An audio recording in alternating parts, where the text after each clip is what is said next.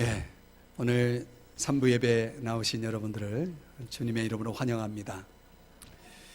프랑스 소설가인 르 클레지오라고 하는 분의 작품 황금 물고기의 이야기를 여러분에게 소개하면서 말씀을 시작하려고 합니다.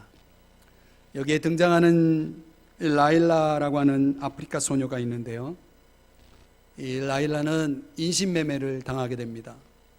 유괴를 당할 때 청력을 잃게 되었는데요, 그 소녀가 아스마라고 하는 노파의 집으로 가게 되는데, 여기서 이제 잔심부름을 하면서 생활을 하는 것입니다. 그런데 그 노파의 아들이 자꾸 그 소녀를 범하려고 하는 것입니다. 또 노파의 며느리는 자꾸 괴롭히고 학대를 합니다. 얼마나 힘들었겠어요. 그런데 이제 노파가 죽게 됩니다. 그리고 그 라일라는 그 집을 탈출하게 됩니다. 이제 자신의 삶을 찾아서 나서게 되는데요, 삶이 결코 녹록하지 않습니다. 이 자신이 겪었던 그 억압과 폭력의 그 상처가, 그 두려움이, 그 공포가 어딜 가도 떠나질 않는 것입니다. 이 사람이 이런 상황을 겪게 되면 모든 걸 포기하고 싶어 할 텐데, 그럼에도 불구하고 그 바꿀 수 없는 현실 앞에서도, 두려움에서도 무릎을 꿇는 대신 스스로 빛을 찾아서 떠나는 이야기입니다. 그녀가 바란 대로 마치 물고기가 급류를 거슬러 올라가는 것처럼 이 다른 사람들 속으로, 또 사물들 속으로, 그 속으로 들어가서 사는 것입니다.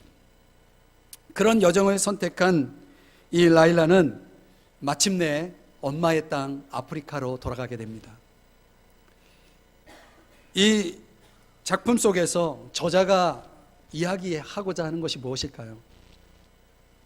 이 사람이 정말 믿기 어려운 고통이 계속될 때, 그 마음속의 상처를 견딜 수가 없어 했을 때 사람들이 할 수 있는 선택이라는 것은 절망하는 거죠. 그리고 자포자기하게 됩니다. 그리고 입을 닫고 눈과 귀를 닫습니다. 이 감정이 말라 죽을 때까지 마음의 문을 걸어 잠그게 됩니다. 여러분, 이 가야 할 길이 보이지 않는 그 어둠 속에서 이 라일라가 선택한 여정을 생각해 보십시오. 한 발 한 발 조금씩 앞을 향해 나아가 마침내 햇살이 비추는 곳을 만나는 이 라일라의 인생을 통해서 오늘 저와 여러분이 받을 수 있는 도전이라는 것은 그것입니다. 한번 따라 하십시다. 결코 포기하지 말자. 멈추지 말자. 여러분의 우리 인생 속에 어떤 현실이 찾아오더라도 저와 여러분의 발걸음은 멈추지 말아야 하는 것입니다. 여러분, 트레드밀이 있죠. 우리가 보통 러닝머신이라고 하는 우리 집안에 있는 계륵이죠. 없앨 수도 없고 별로 쓰지도 않는 이 트레드밀을 우리가 걷기도 하고 뛰기도 하면서 운동, 건강에 좋으라고 집안에 이렇게 렌탈을 통해서 또는 구입을 통해서 갖다 놓지 않습니까? 건강에 좋은 거예요, 사실은 그렇게 하는 게. 근데 여러분, 그 트레드밀을 통해서 느끼는 교훈이 뭐냐면, 아무리 걸어도 아무리 뛰어도 제자리라는 것입니다. 그런 생각 안 해보셨죠? 그래서 어떤 동영상을 보니까 그 트레드밀을 즐길 수 있는 7가지 방법을 가르쳐 주더라고요. 그러거나 말거나 항상 제자리죠. 이제 이걸 영적으로 해석을 하면 늘 제자리인 사람들, 앞을 향해 전진하지 않고 늘 그 자리에 있는 사람들, 이런 사람들을 가르쳐서 우리가 뭐라고 얘기하냐면, 한번 따라 하십시다. 영적 침체. 이 영적인 침체 속에 있다라고 말하는 것입니다. 이 성경은 에베소 4장에도 말씀하고 있고 베드로후서 3장에도 말씀하고 있는 것처럼 우리가 자라가야 할 것에 대해서 말씀하고 있습니다. 우리는 성장해야 되고요, 우리는 성숙해져 가야 합니다. 그런데 오늘 바울이 오늘 본문 속에서 1절을 보면 거룩함을 온전히 이루라 라고 말하고 있습니다. 근데 원래 이 1절은 지난주에 우리가 살펴본 묵상한 말씀에 붙어 있어야 될 본문이에요. 그래서 여러분이 성경을 꼼꼼하게 보시는 분이라면 2절 그 2라는 숫자 앞에 동그라미가 하나 있을 거예요.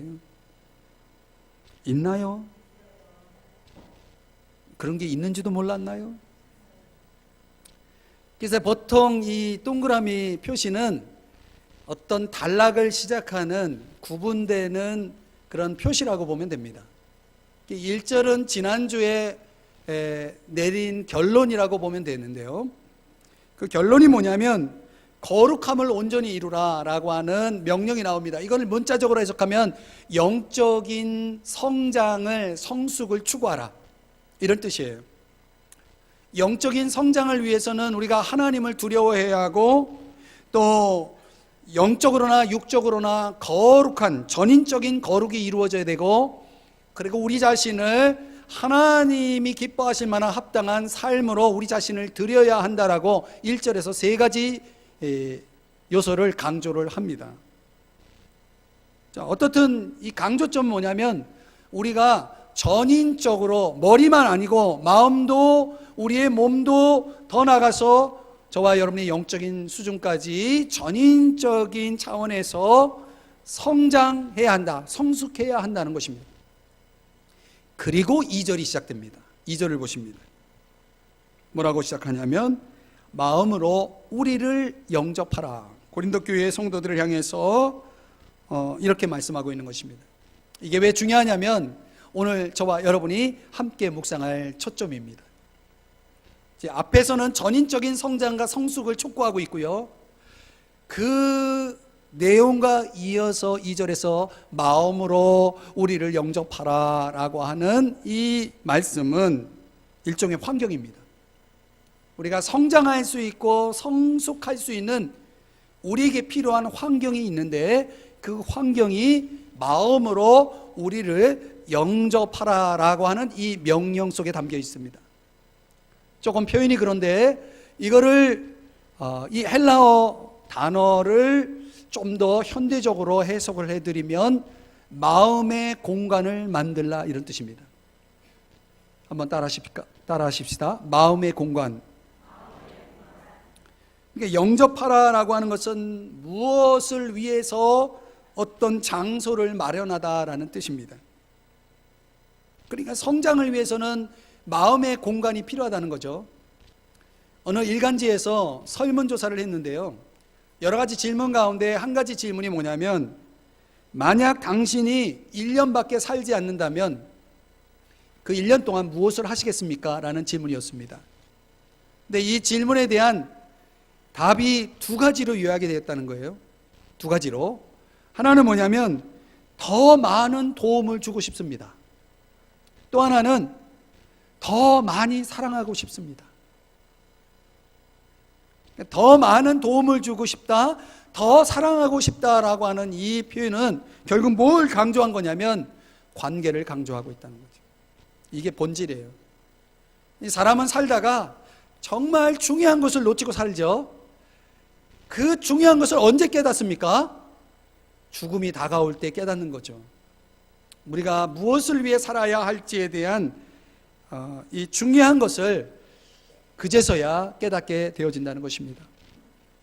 여러분, 신앙의 시작은요, 요한계시록 3장 20절에 말씀하는 것처럼 볼지어다 내가 문 밖에 서서 두드리노니 누구든지 내 음성을 듣고 문을 열면, 이 마음의 문을 열면 내가 그에게로 들어가 그와 더불어 먹고 그는 나와 더불어 먹으리라 라는 말씀이 나옵니다.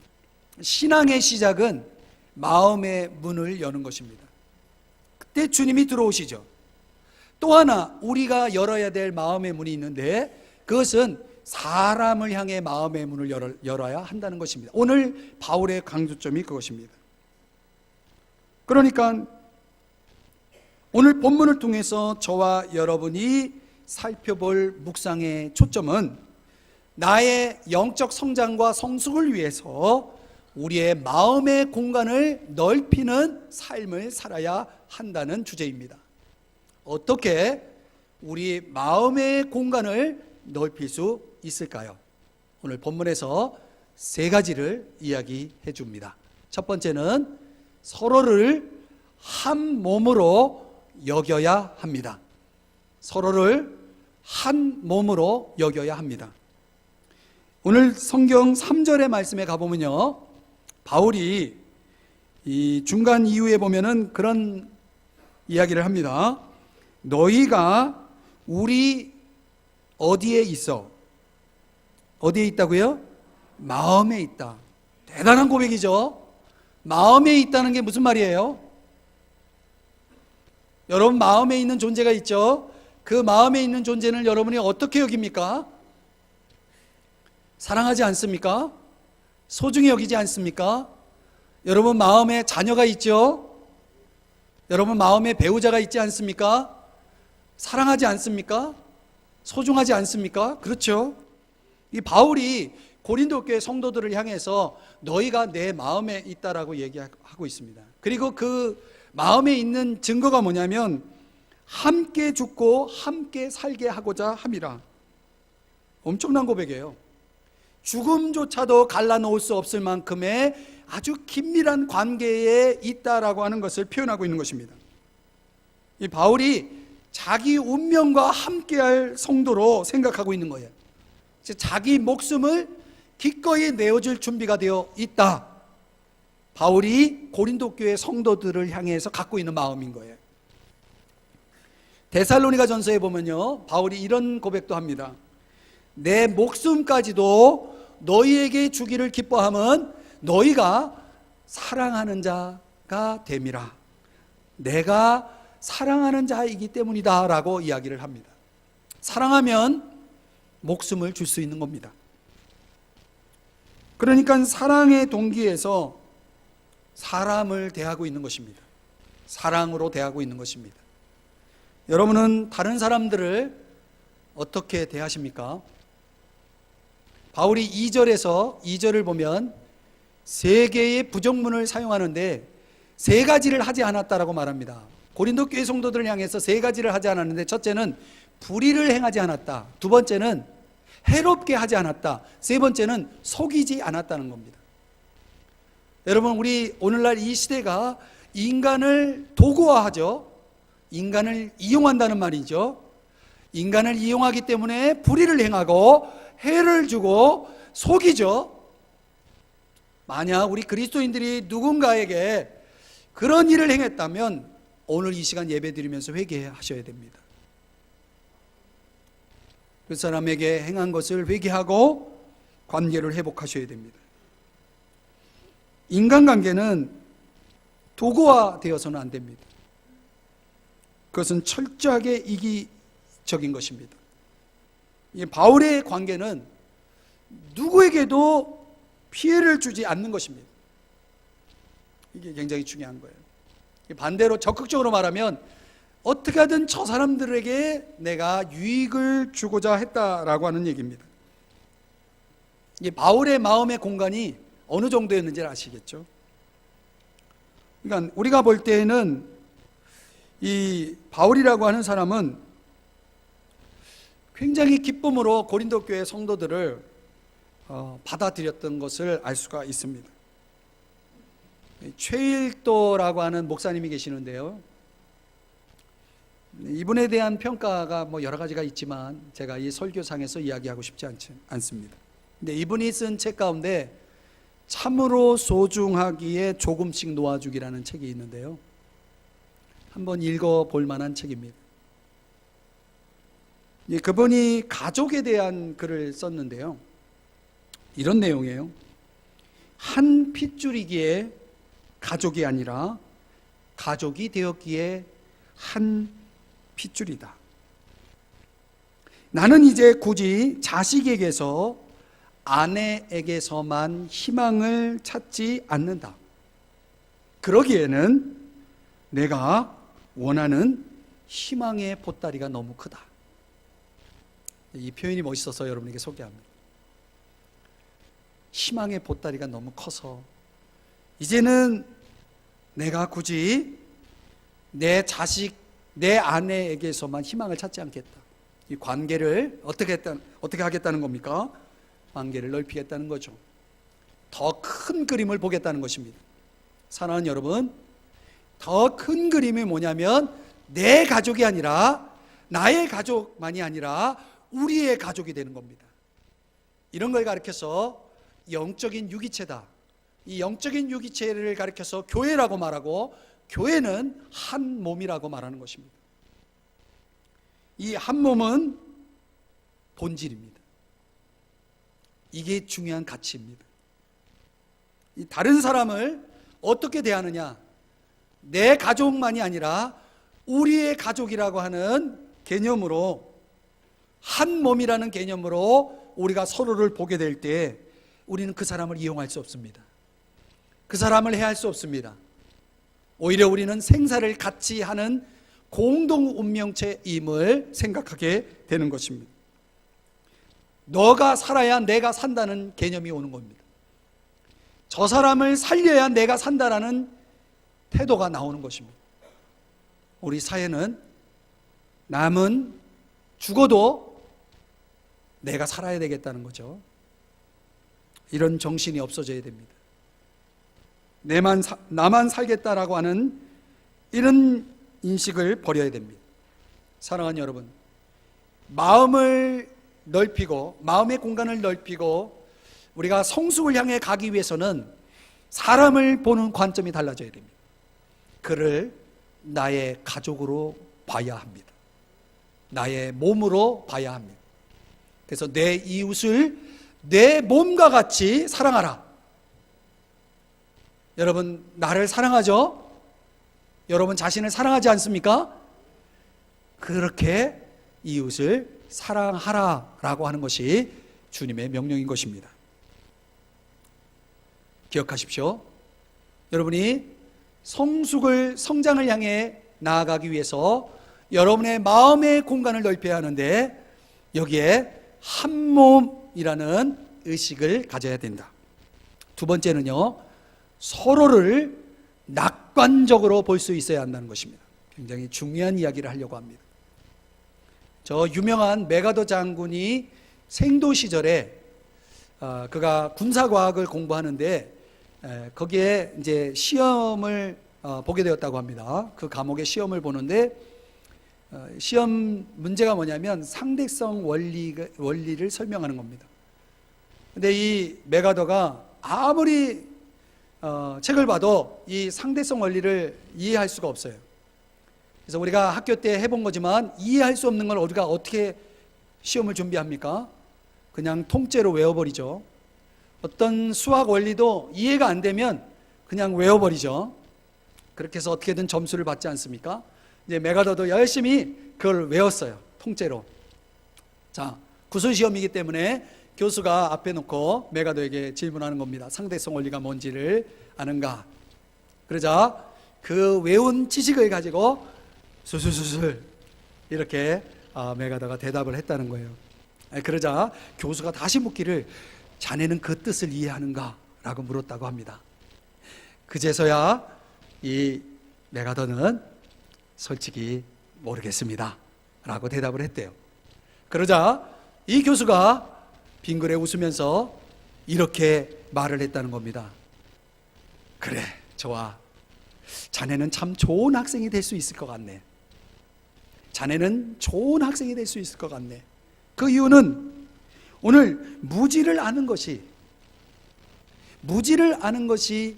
이해의 시작이거늘 자네는 그것을 지금 무지를 알고 있다는 그 자체가 자네가 좋은 학생이 될 수 있다는 그런 근거이네. 사랑하는 여러분, 이때 이 구술시험의 경험이 메가더 장군의 삶에 큰 영향을 주었다라고 하는 겁니다.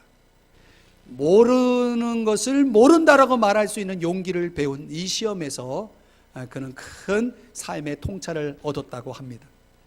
사랑하는 여러분, 우리가 사람이 살면서 종종 오류를 범하는 것 가운데 하나가 뭐냐면 상대를 다 안다라고 생각하는 것입니다. 여러분, 여러분의 배우자를 다 아십니까? 여러분은 여러분의 자녀를 안다라고 생각하십니까? 천만의 말씀이에요. 착각입니다. 여러분, 우리가 평생을 살아도 함께 50년, 60년 평생을 산 배우자도 다 모르는데 우리가 만나는 수많은 사람들을 어떻게 우리가 다 알 수 있겠습니까? 그러니까 우리가 아는 지식이 전부라는 판단하에서 그 사람을 평가하고 판단할 때가 많이 있죠. 버려야 됩니다. 마음의 공간을 넓히기 위해서는 우리는 서로에게 있는 내가 모르는 좋은 점이 있다는 것을 인식해야 합니다. 이 긍정의 관점을 보는 눈이 우리에게 필요하다는 거죠. 제가 여러분이 알지 모르겠지만 상담학을 공부를 했거든요. 최근에 이 상담학을 공부하면서 가장 많이 본 책이 마틴 셀리그만의 긍정심리학이라고 하는 책과 플로리시라고 하는 책입니다. 이 플로리시라고 하는 용어를 좀 설명하려고 하는데, 이 마틴 셀리그만이 긍정심리학의 아버지라고 하는 그분이 하는 말이 이것입니다. 여러분, 모든 꽃들은요 만개가 있다고 합니다. 만개, 활짝 피는 게 있대요. 우리가 그 시점, 그 찰나를 보지 못해서 그렇지 어느 날 집을 나서다가 아파트 주변에 심어놓은 꽃이 활짝 피어 있는 때가 있습니다. 아직 덜 피거나 너무 펴가지고 이제는 땅에 떨어져 지어있는 그런 꽃들도 있죠.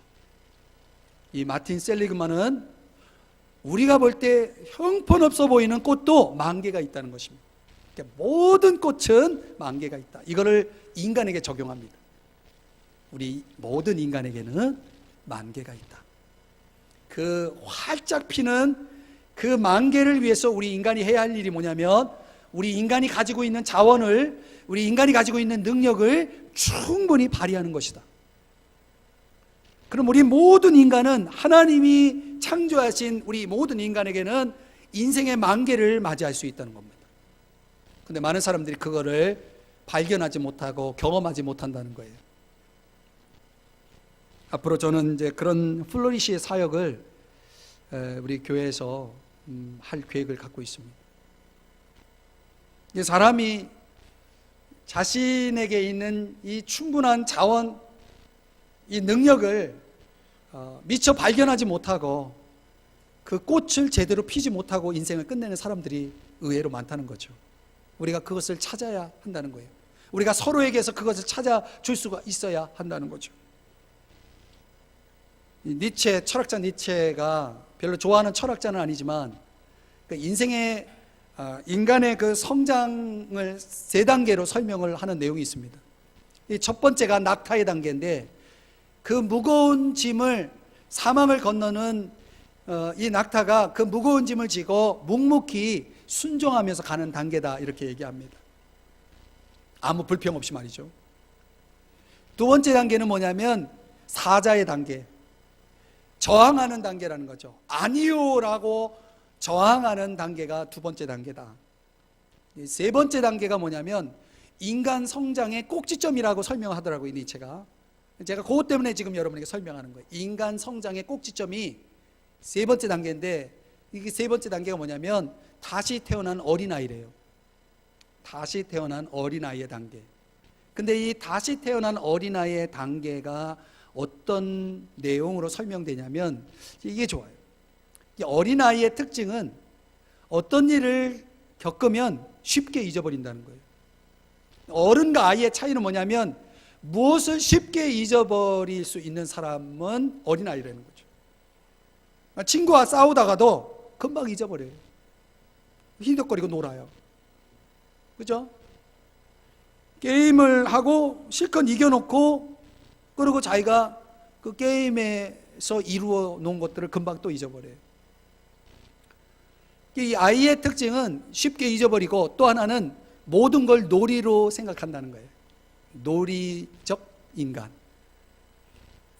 그래서 이 놀이적 인간이라는 이 용어 때문에 제가 이제 이 부분을 소개하는데, 이게 중요한 거죠. 이게 인간 성장의 꼭지점이다. 최고의 성장의 단계는 자기의 삶을 즐길 수 있어야 된다. 그래서 이 다시 태어난 어린아이의 단계를 예스라는 긍정의 관점을 살아가는, 긍정의 관점을 가지고 살아가는 단계다, 이렇게 니체가 설명하더라고요. 그 부분만 제가 인용해 오는 겁니다. 여러분에게 설명하고 싶은 것은 바로 이것이죠. 우리의 삶을 더 많은 관계 속에서 더 많은 플로리시에 예스라고 낙관할 수 있는 관점이 우리에게 필요하다는 것입니다. 나는 안 돼, 나는 이제 끝이야 라고 생각하지 말라는 것입니다. 아직 만개가 아니니까. 여러분, 이희아라고 하는 자매 들어보셨나요? 이 자매는 피아니스트입니다. 그런데 10손가락, 이 손가락 다 합쳐서, 두 손 합쳐서 손가락이 4개예요. 상상이 됩니까? 손가락이 4개인데 피아니스트예요. 어떻게 그 손으로, 그 손가락 4개로 피아노를 칠 수 있습니까? 불가능하죠. 사람들이 놀래서 질문하기를, 당신은 어떻게 피아니스트가 될 수 있었습니까? 라고 묻자 이희아 자매가 하는 말이, 하나님 때문에 가능했습니다 라고 말합니다. 이 엄마가 이 희아를 낳고 그 손가락이 4개밖에 없는 그 아이를 보면서 절망하지 않습니다. 그 십자가의 복음을 묵상하게 합니다. 그리고 하나님이 자신의 딸에게 준 가능성을 계속 보게 합니다. 너는 할 수 있다고.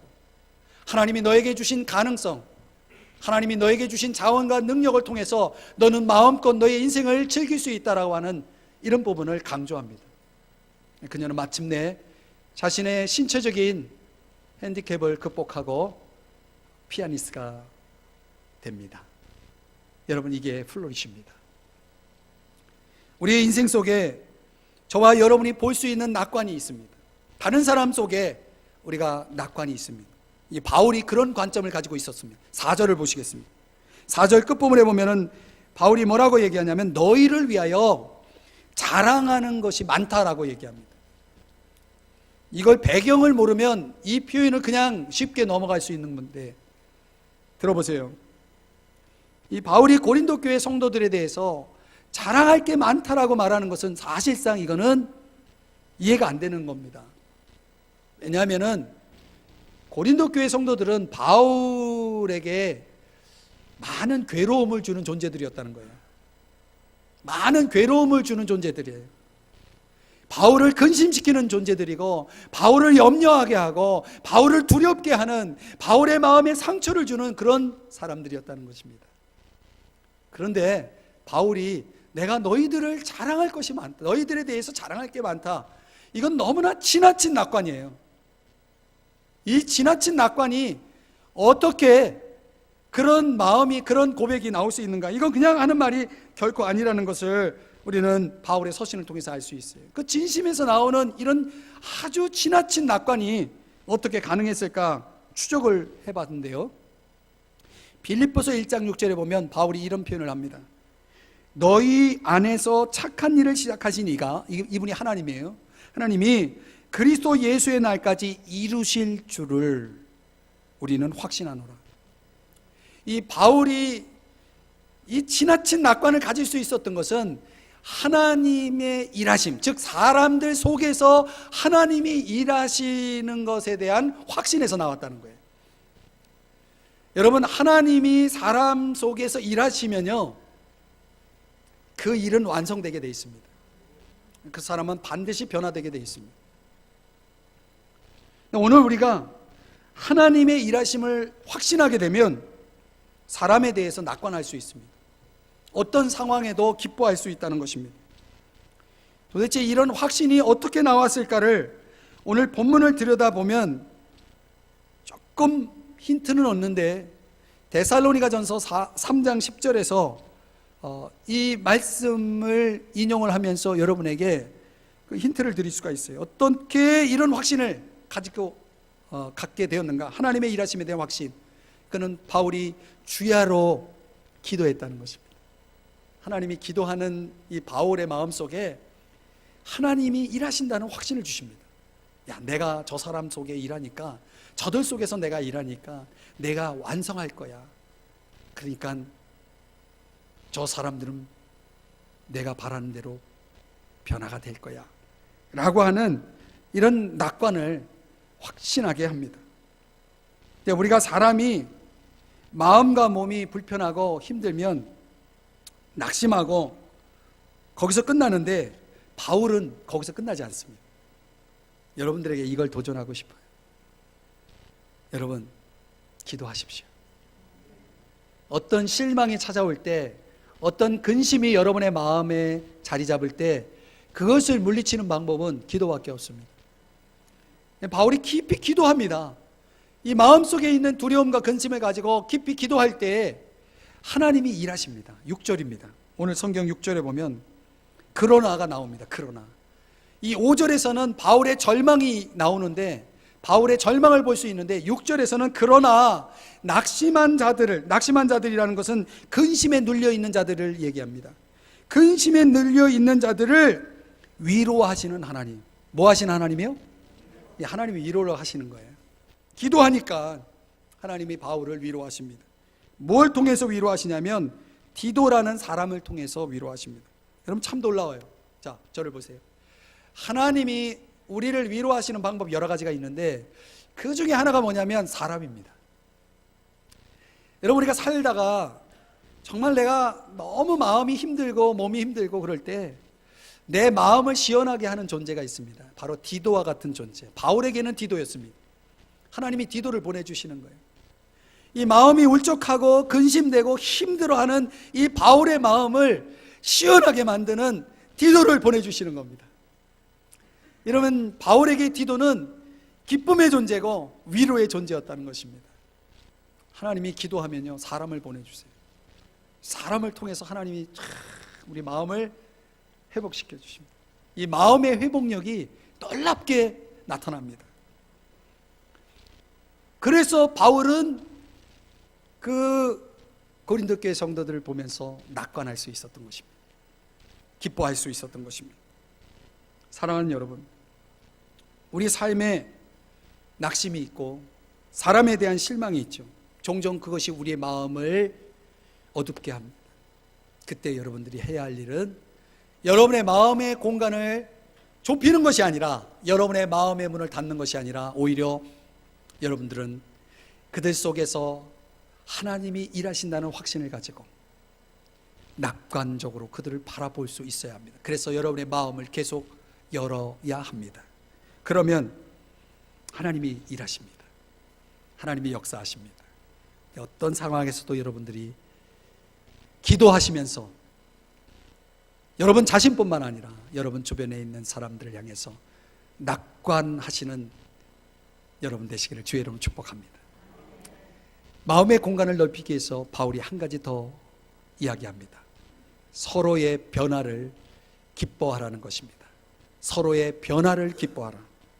자, 오늘 7절 말씀에 가보면 제가 조금 전에 말씀드렸던 것처럼 바울은 고린도 교회 성도들과 별로 좋은 관계에 있지 않습니다. 지금 아주 냉전 관계고 양자 사이가 심각합니다.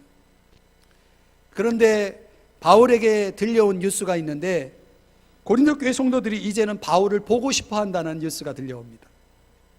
그리고 바울을 공격했던 사람들이, 바울을 비난했던 사람들이 이제 마음에 회개하고 뉘우치고 안타까워하고 있다는 뉴스가 전해집니다. 애통합니다. 그리고 이제 바울을 위해 뭔가 하겠다라고 하는 그런 열심을 보이는 그런 변화가 있음을 바울에게 디도라는 사람이 와서 전해줍니다.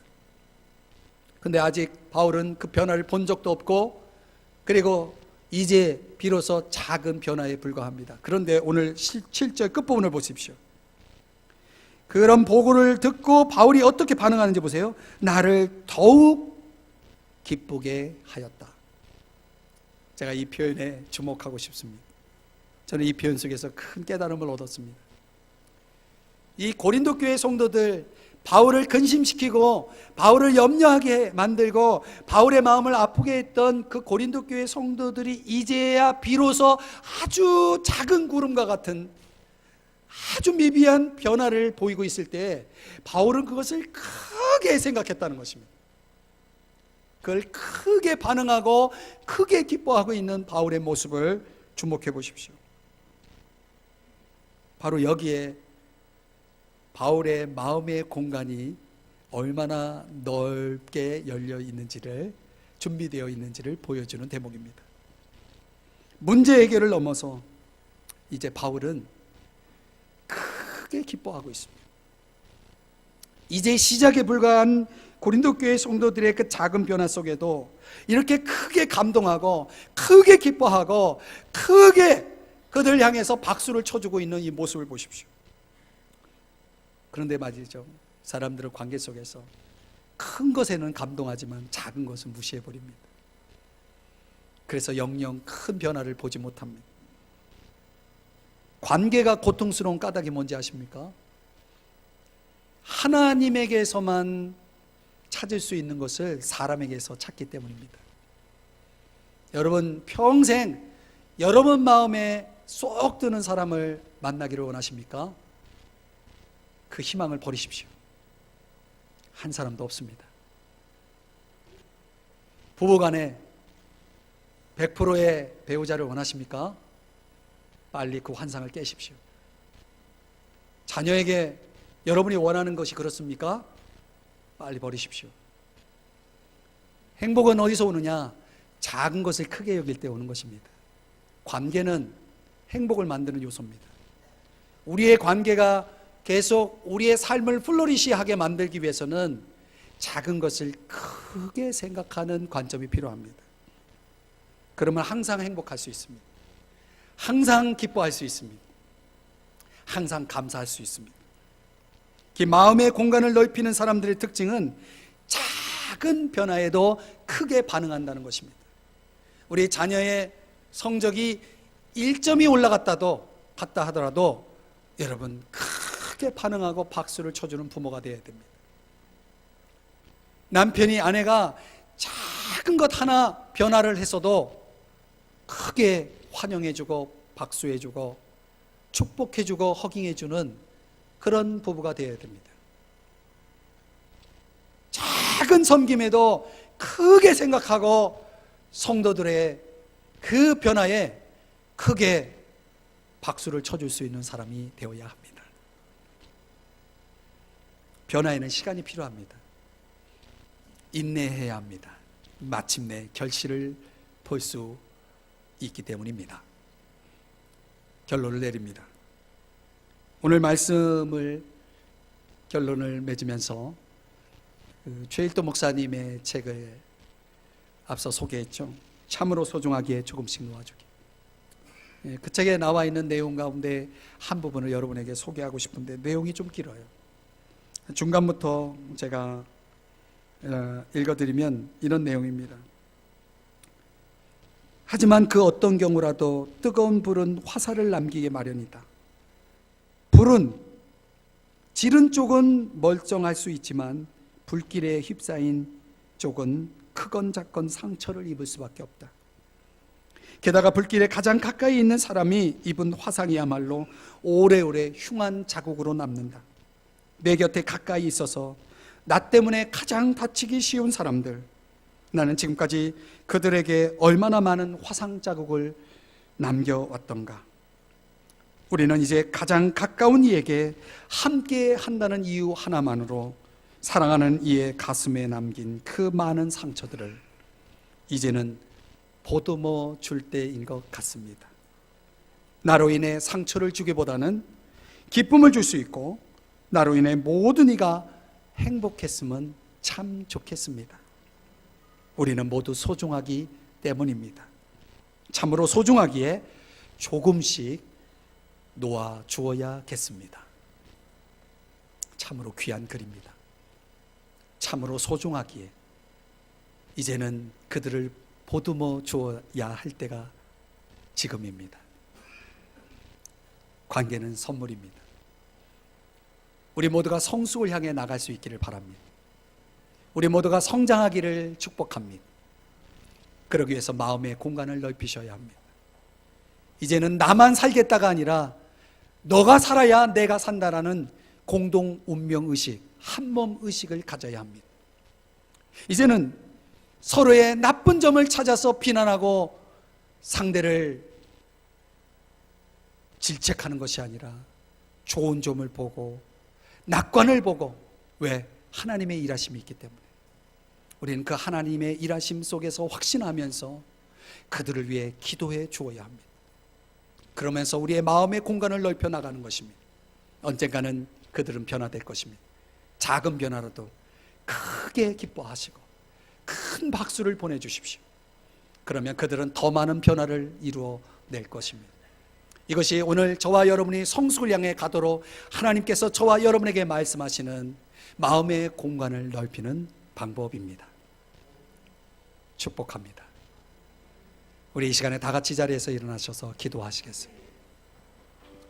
두 손 들고 우리 좀 높여주세요. 우리 이 찬양 부르면서 우리 주님 앞에 결단하십시다. 말씀에 순종하면서 마음의 공간을 넓히면서 살겠노라고 주님 앞에 고백하십시다. 두 손 들고 찬양합니다.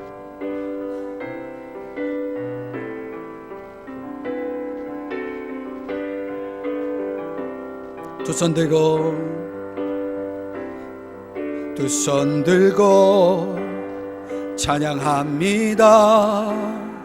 다시 오실와 여호와께 오직 주만이 나를 다스리네. 다시 한번 두 손 들고, 두 손 들고 찬양합니다. 다시 오실와 여호와께 오직 주만이 나를 다스리네. 나 주님만을 섬기리. 헛된 마음 버리고 성령이여 내 영혼 충만하게 하소서. 주님 앞에 내 생명 드리리. 나 주님만을 섬기리. 나 주님만을 섬기리. 헛된 마음 버리고 성령이여 내 영혼 충만하게 하소서. 주님 앞에 내 생명 드리리라. 아멘. 기도하겠습니다.